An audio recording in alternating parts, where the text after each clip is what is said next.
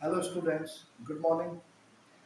मैं आपको पिछली क्लास में अपने पढ़ा चुका हूँ उत्तराखंड के इतिहास में। आपका प्राचीन इतिहास, मध्यकालीन इतिहास और ऐतिहासिक इतिहास के तहत इससे पहले मैं आपको कुनिंद राजवंश और कुनिंद राजवंश के बाद कौन कौन विदेशी आक्रांता यहाँ पर आए, और उसके बाद हम देखते हैं पौरव राजवंश अंतिम जो मिलता है।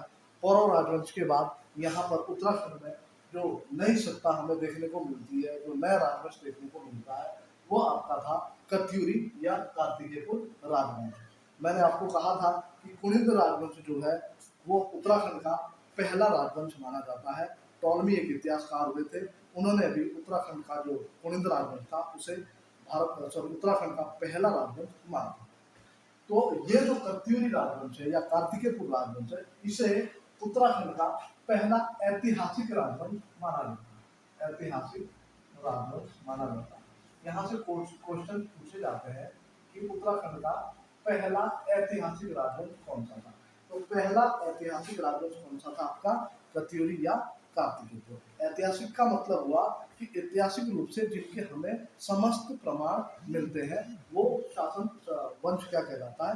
ऐतिहासिक राजवंश। इससे पहले हम देखते हैं कुनिंद राजवंशों ने स्वतंत्र सत्ताएं भी धारण नहीं की थी, वो मौर्यों के अधीन ही उन्होंने अपना साम्राज्य चलाया था, जिस कारण उन्हें ऐतिहासिक राजवंश नहीं माना जा सकता है। उत्तराखंड का पहला ऐतिहासिक राजवंश जो माना जाता है वो आपका कौन सा था?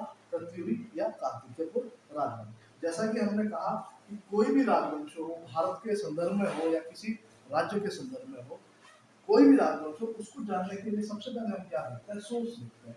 वो सोर्स क्या हो सकते हैं आपके? जैसे हम प्राचीन काल को उठाते हैं, पुरातत्व देखेंगे। पुरातात्विक सोर्स क्या है? पुरातात्विक सोर्स क्या है? धार्मिक ग्रंथ या साहित्यिक ग्रंथ देखेंगे हम। धार्मिक पौराणिक साहित्यिक ग्रंथ देखेंगे कि वो सोर्स क्या है। और उसके बाद हम देखेंगे कलाकृतियां या स्थलाकृतियां, कलाकृतियां या स्थापत्य हम देखेंगे। ये जानने के सोर्स है। सिक्के हो गए आपके, या विदेशियों के वर्णन, विदेशी इतिहासकारों के वर्णन, ये आपको जानने के सोर्स है। तो हम यहाँ पर देखते हैं आपका जो कार्तिकेयपुर राजवंश या कत्यूरी राजवंश, इसके बारे में थोड़ा सा हम पहले बता दें। कार्तिकेयपुर राजवंश यानी कि ये नाम कैसे पड़ा आपका? ये चमोली में, आपके चमोली के दक्षिण पहाड़ में यहाँ पर ये कार्तिकेयपुर नामक स्थान को इन्होंने अपनी राजधानी बनाया था कत्यूरी वंश के शासकों ने, जिस कारण इस वंश को कार्तिकेयपुर राजवंश भी कहा जाता है। तो ये आपका कत्यूरी जो है वो, या कत्यूर घाटी बागेश्वर में माना जाता है कि कत्यूर घाटी थी। इस घाटी में इनका जो राजवंश हुए थे या राजा हुए थे, कत्यूर घाटी या कार्तिकेयपुर में राज करने के कारण इन्हें कत्यूरी या कार्तिकेयपुर राजवंश माना जाता है। तो इनको जानने के जो आपके सोर्सेज हैं, स्रोत है, उस पर हम जाते हैं। सबसे पहले सोर्स हम देखेंगे। यहाँ हमें या तो इनके जो कत्यूर के जानने के सोर्सेज के बारे में हम देखेंगे, तो यहाँ पे हमें मिलता है इनकी लोक गाथाओं में या जागरों में। कहाँ का? लोक गाथाओं या जागरों में इनके बारे में हमें जानकारी मिलती है। इसके अतिरिक्त इनके जो अभिलेख प्राप्त हुए, जैसे आपका बागेश्वर अभिलेख को मैं पहले भी आपको बता चुका हूँ। पांडुपेश्वर अभिलेख, पांडुपेश्वर ताम्रपत्र हो गया आपका, ताम्रपत्र हो गया। और आपके बैजनाथ अभिलेख, कंडारा अभिलेख, यहाँ से हमें ये सोर्सेज हैं इनको जानने के, जहाँ जहाँ से ये मिले हैं। और इसके अतिरिक्त लोक गाथा जागर हो गया आपको। इसके अतिरिक्त हम देखेंगे लोक कलाकृतियाँ, लोक कलाकृतियाँ या स्थापत्य कलाकृतियाँ, जो हम देखेंगे आपका बद्रीनाथ से, बद्रीनाथ और आपका श्रीनगर और आपका पांडुपेश्वर, बागेश्वर,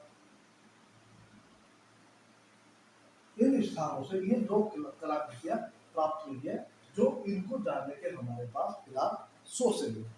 अब इनके बारे में हम देखते हैं, इतिहासकारों के भी अपने अपने मत हैं।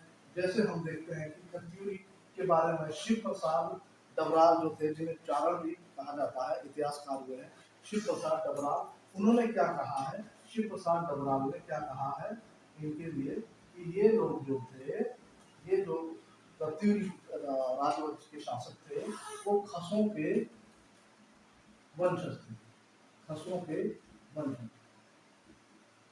मैं आपको बता चुका हूँ इससे पहले कि यहाँ पर आदि जो जातियाँ हुई थी, आदि जातियाँ हुई थी, जैसे कोल, किरात, तगड़, पुलिंद और आपका शक और ये खस, ये आपके आदि जातियाँ हुई थी। तो शिव प्रसाद डबराल जो कहते हैं जो कत्यूरी थे, वो कौन थे, खसों के वंशज थे। यहाँ से पूछा जा सकता है आपका कि किसने कत्यूरों के बारे में कहा है कि वो खसों के वंशज थे, तो कौन थे आपके, शिव प्रसाद डबराल चारण, उनका उपनाम से ये कविताएं या अपना लिखते थे। शिव प्रसाद डबराल के बाद हम देखते हैं लक्ष्मीदत्त जोशी जी, एक और इतिहासकार हुए हैं, लक्ष्मीदत्त जोशी, लक्ष्मीदत्त जोशी। ये क्या कहते हैं कि जो ये कत्यूरी थे वो कहाँ के थे, अयोध्या के मूल निवासी थे, कहाँ के, अयोध्या के मूल निवासी थे। इसी क्रम में हम देखते हैं बद्रीदत्त पांडे,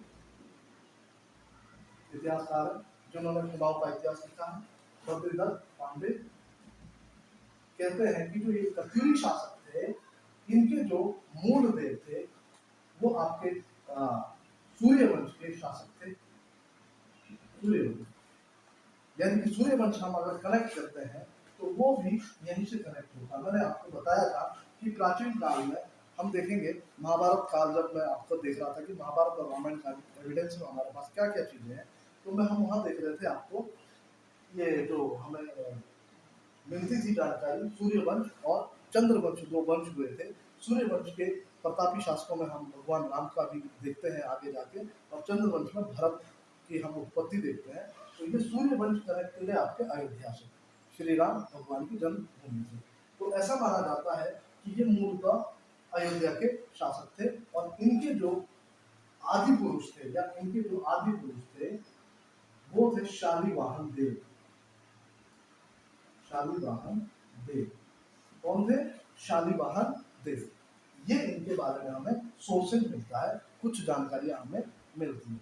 बल्कि शिव प्रसाद डबराल है वो यहाँ तक कहते हैं कि जो ये आपके पहले जो हमारे अभी राजवंश आया था उनके बारे में, अभी जो बसंत देव होंगे इस वंश के पहले शासक जो थे, 3 परिवारों ने यहाँ पर उत्तराखंड में शासन किया था। इन कत्यूरी वंश के 3 परिवार में थे, जो मैं अलग अलग करके अभी आपको बताऊंगा।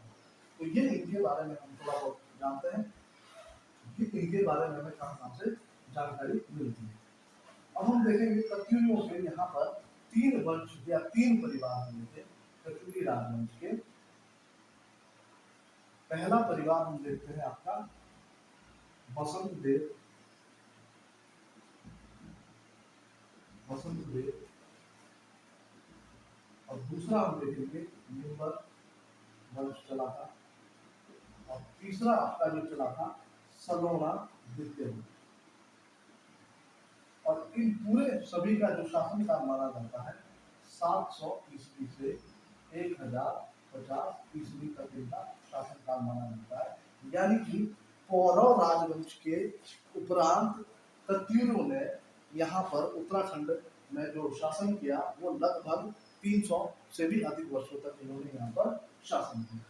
तो ये आपके पहले वंश के जो पहला परिवार था, प्रथम परिवार हम जो देखेंगे, प्रथम परिवार, ये आपका सेकंड परिवार हो गया, ये आपका थर्ड परिवार है। ऐसा माना जाता है बागेश्वर अभिलेख के अनुसार, बागेश्वर अभिलेख के अनुसार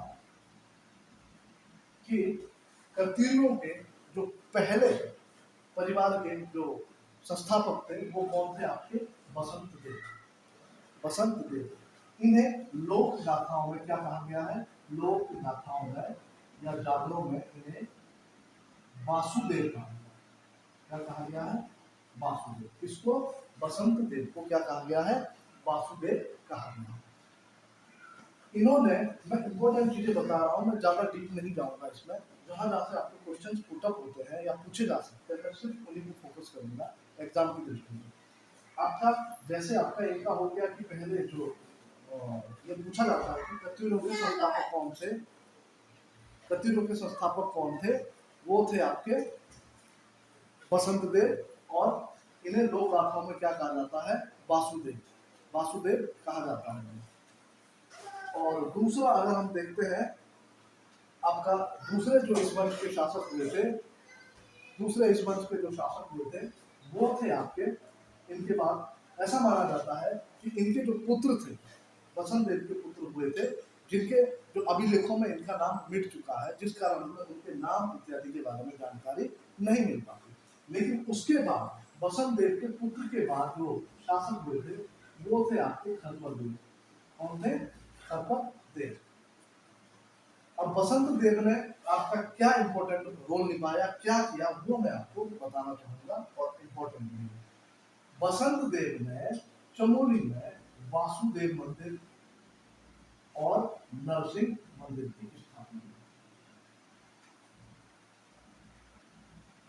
नरसिंह मंदिर, वासुदेव और नरसिंह मंदिर की स्थापना की थी बसंत देव ने चमोली में। ये यहाँ से क्वेश्चन पूछा जाता है कि नरसिंह मंदिर की स्थापना किसने की थी? तो किसने की थी? आपके बसंत देव ने। अब इसके बाद इनके पुत्र के बाद जो शासक हुए थे इसमें पहले परिवार में, वो थे आपके खरपर देव। खरपर देव के बारे में ऐसा माना जाता है कि कश्मीरी शासक जो थे ललितादित्य गुप्ता पीढ़, आप जब कश्मीर का इतिहास में देखेंगे हम, तो वहाँ के जो शासक थे ललितादित्य गुप्ता पीढ़, उन्होंने यहाँ पर आक्रमण किया था, और संभवतः उस समय यहाँ पर खरपर देव ने शासन किया।